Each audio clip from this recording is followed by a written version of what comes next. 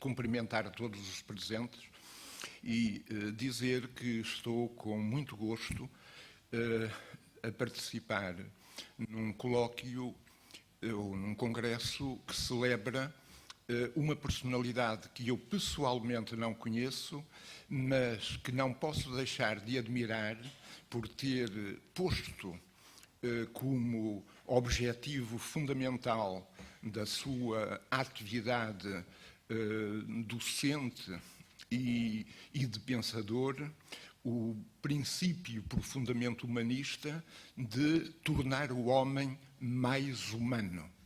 Porque, no fundo, é esse, acho eu, o sentido da transcendência advogado pelo professor Manuel Sérgio várias vezes aqui referido ontem e hoje. Tornar o homem mais humano, nomeadamente, e é o caso, no domínio do desporto. Dito isto, passo a ler a minha comunicação. E começo por uma afirmação muito breve de Jacqueline Lalouette, uma grande historiadora francesa, nossa contemporânea. A antropologia, diz ela, transformou-se frequentemente, ela fala do contexto anticlerical francês, da Terceira República, sobretudo, a antropologia tornou-se frequentemente zoologia.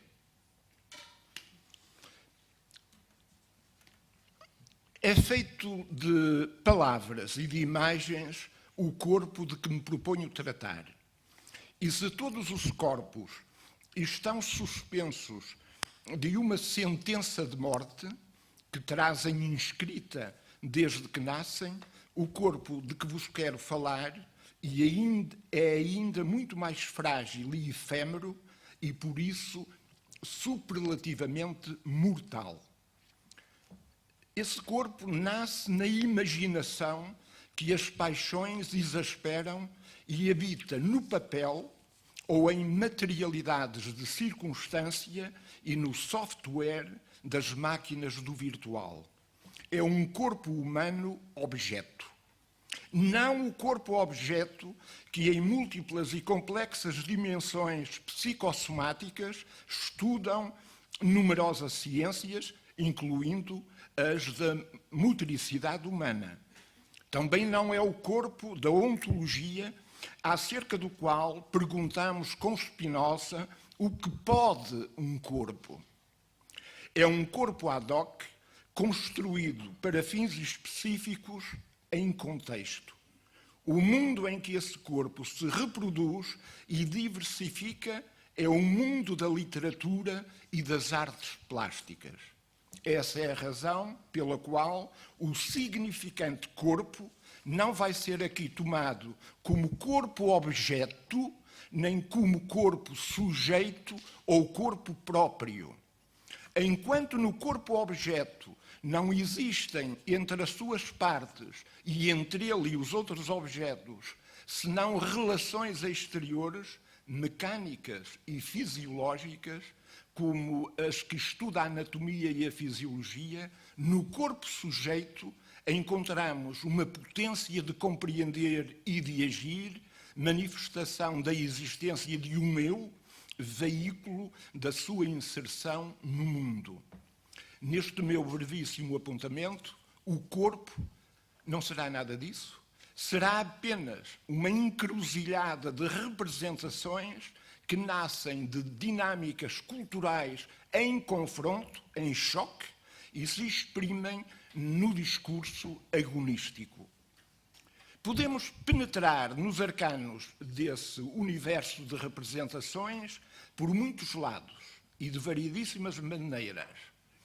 Neste caso, vamos tentar descrever e compreender a sua natureza pela via da retórica da agressão. A isso somos levados por estarmos em presença de corpos que nascem, vivem e atuam no espaço do discurso polémico de que faz parte a estratégia agonística. Nesta nova perspectiva sobre a fenomenologia anticlerical, entramos por um caminho em que transparecem profundas afinidades com o estatuto central conferido ao corpo pelas análises de Michel Foucault e, sobretudo, com as relações entre corpo e poder. Deformar e meter a ridículo o corpo clerical servia de estratégia para debilitar e, no limite, demolir o poder exercido pela Igreja na sociedade. O iconoclasmo anticlerical e antirreligioso, além de diversificar as modalidades das suas manifestações, apresenta na deformação e eliminação de imagens corporais e dos próprios corpos, em que podemos distinguir os 4 degraus seguintes. Primeiro, o corpo do outro. Segundo, o corpo deformado e degenerado. Terceiro, o corpo bestializado ou animalizado. Quarto, o corpo liquidado ou a abater. Temos, em primeiro lugar, o corpo fora do corpo ou o corpo do outro. Na literatura realista e naturalista, deparamos com inúmeros corpos, sobretudo femininos, associados ao uso luxurioso e patológico do corpo ou apenas objetivados como focos de paixão própria ou alheia. Neste cenário em que a sexualidade monopoliza os corpos, o discurso anticlerical tende a realçar no perfil do clérigo dimensões de sedutor e seduzido. O confessionário, em particular, fica então reduzido a simples engodo destinado a conquistar o coração feminino. Em segundo lugar, encontramos o tratamento satírico do corpo consagrado. Em segundo lugar, encontramos o tratamento satírico do corpo consagrado a Deus e ao serviço da Igreja de clérigos e religiosos. De corpo consagrado, a sátira converte-o em corpo profanado por vícios de todas as espécies. Já na Idade Média, apareciam na literatura satírica anticlerical figuras de clérigos seculares e de religiosos, apodados de glutões, luxuriosos e gananciosos por dinheiro. Estas imagens foram retomadas e desenvolvidas nas campanhas dos anticlericalismos dos séculos XIX e começos do século XX. Esse estigma social veio a ser então muito polarizado na figuração corporal do clero, geralmente representado como um ser pançudo e de faces rubicundas, espécie de asqueroso saco de gorduras. No entanto, aparecem na mesma altura representações de sinal contrário. O padre vem retratado como magricelas, famélico, sóbrio e de ar austero. Além de ser menos frequente, a imagem do padre esquelético ficou praticamente obnubilada pela do padre obeso e bonacheirão.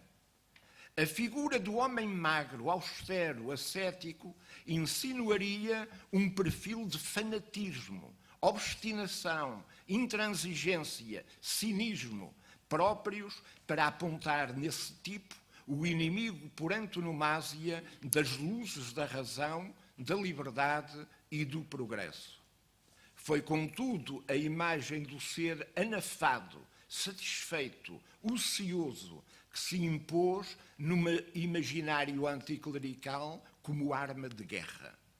A razão da tal preferência estará, talvez, no contraste que assim se estabelecia entre o clero alegadamente mandrião e parasita e o mundo do trabalho dominado pelos mitos da ciência, da técnica e do progresso.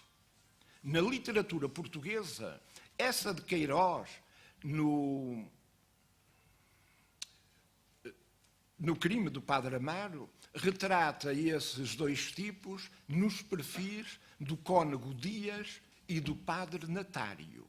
Do primeiro diz que, cito, ultimamente engordara, o ventre saliente enchia-lhe a batina e a sua cabeça grisalha, as olheiras papudas, o beiço espesso faziam lembrar velhas anedotas de frades lascivos e glutões. Fim de citação. Quanto ao Padre Natário, alega que é, cito, uma criaturinha biliosa, seca, com 2 olhos encovados, muito malignos, a pele picada das bexigas, rancoroso e extremamente irritável. Chamavam-lhe o furão. Fim de citação. Além de deformados, esses corpos são apresentados por vezes com marcas de degenerescência. Abundam na militância anticlerical e antirreligiosa exemplos de interpretações enunciadas no âmbito do saber médico que tratam todos os sacerdotes e religiosos como seres degenerados, fracos, de nível inferior. No livro do médico francês Gaëtan Delaunay, intitulado Histoire naturelle du dévot, publicado em 1880, os devotos, assim são designados os membros das ordens e congregações religiosas, estão retratados com um perfil anatómico e fisionómico de tipo degenerescente, baseando-se em alegadas observações diretas e em referências colhidas em Gustave Le Bon e Paul Broca, ficamos a saber que os religiosos têm postura menos vertical do que os laicos, que a hipertrofia dos seus sistemas linfático e adiposo provoca uma engorda desmesurada, visível sobretudo na zona das nádegas, semelhante ao que acontece nas raças inferiores. As arcadas supraciliares são salientes e o lábio inferior avançado, a boca muito grande, os lábios grossos e maxilares desenvolvidos à custa do crânio, tudo marcas simiescas por excelência, apresentam membros superiores muito longos e mãos em pronação que os assemelham aos símios. A voz é aguda, como a das mulheres, e eunucos. Segundo informação colhida junto dos chapeleiros que fornecem os padres de São Sulpício, a circunferência da cabeça e, portanto, a matéria cerebral é inferior à dos laicos e, sobretudo, à dos ateus. O espaço interocular é reduzido, sinal da inferioridade que prova a estreiteza do cérebro. Eu citei de uma maneira rápida Jacqueline Lalouette numa das suas obras. Estamos perante considerações caricaturais, sem dúvida, que mostram como uma argumentação baseada na antropologia física e na frenologia pretensamente científica faz do clero e dos religiosos seres inferiores, degenerados, tanto no plano somático como no plano mental. Em Portugal, alguma literatura médica produzida sob o signo do positivismo filosófico não viu no comportamento religioso senão uma patologia psíquica, a que chama teomania. Segundo Miguel Bombarda, um desses médicos, existe nesse âmbito a monomania religiosa patente na patologia que designou como loucura jesuítica e que, segundo palavras suas, resulta, cito, de um cérebro congenitamente tarado. Fim de citação. Sobe-se novo degrau nesta escalada de violência simbólica quando as figuras clericais perdem o rosto humano e são identificadas negativamente com animais. No bestiário criado pelo ódio ao padre entram as figuras mais repugnantes e repulsivas do reino animal. A utilização verbal e iconográfica desse imaginário está longe de ser prática discursiva dos últimos 2 ou 3 séculos. Vem já de muito longe, como demonstra um dos grafitos descobertos em 1857, quando se faziam escavações no Monte Palatino, em Roma. É a caricatura de um cristão chamado Alexamenos, feita por um inimigo da fé cristã.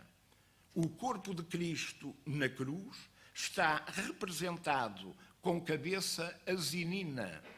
Ao lado está o cristão Alexamenos e por baixo a inscrição em grego Alexamenos sebete theon, isto é, Alexamenos adora a Deus.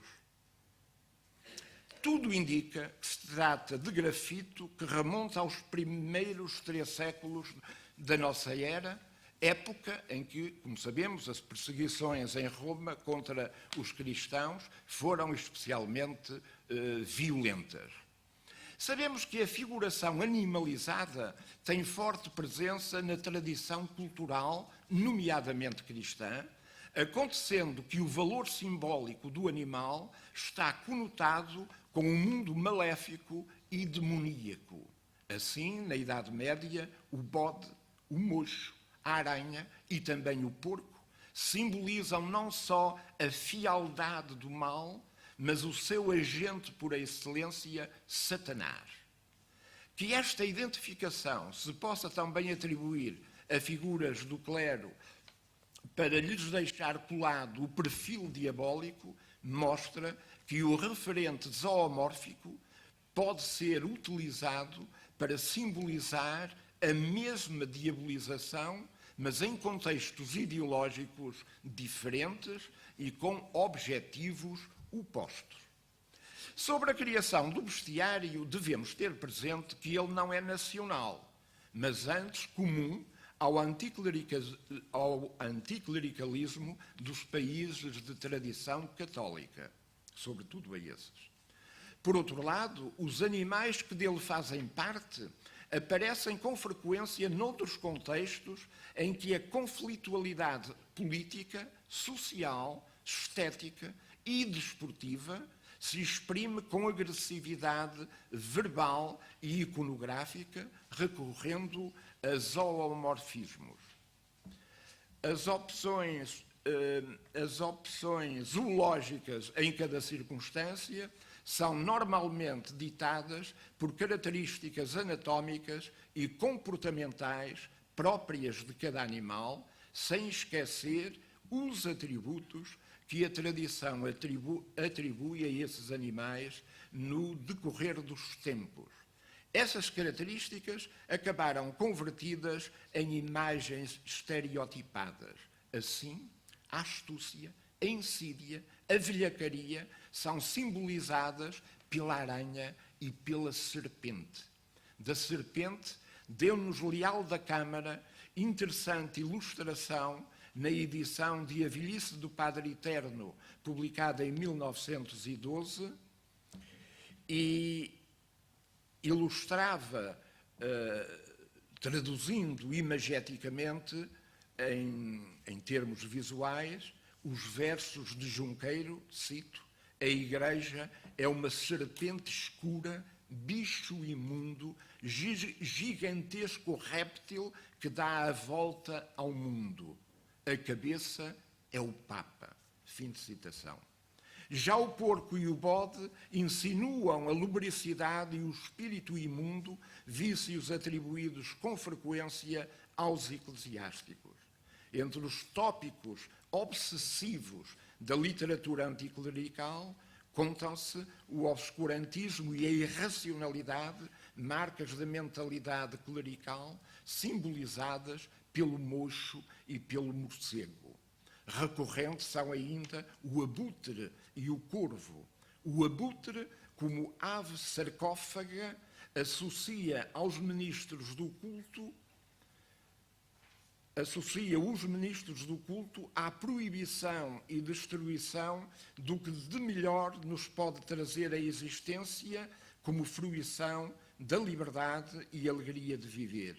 O corvo, com o crucitar de mau augúrio e o negrume das penas, evoca na figura clerical o lúgubre mensageiro da morte.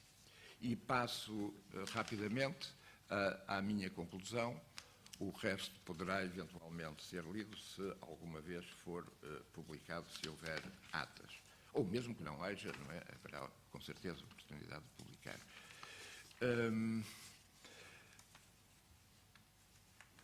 A literatura anticlerical, na sua expressão satírica mais exacerbada, recorreu à anamorfose do corpo.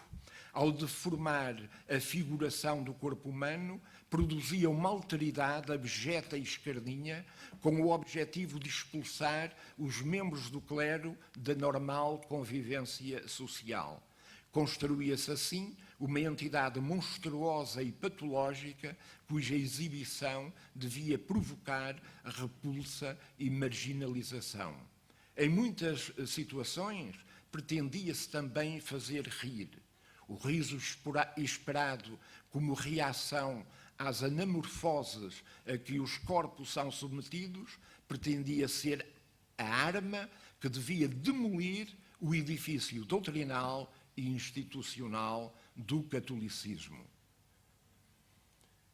Lembrarei, para terminar, que depois da progressiva queda em desuso do conceito de alma, de tão forte presença no discurso cristão, ao mesmo tempo que a sociedade moderna entrava na era da exaltação do culto do corpo, sectores houve militantemente apostados a impor uma visão sarcasticamente desumana do corpo de uma parte considerável dessa mesma sociedade. Tenho dito. Muito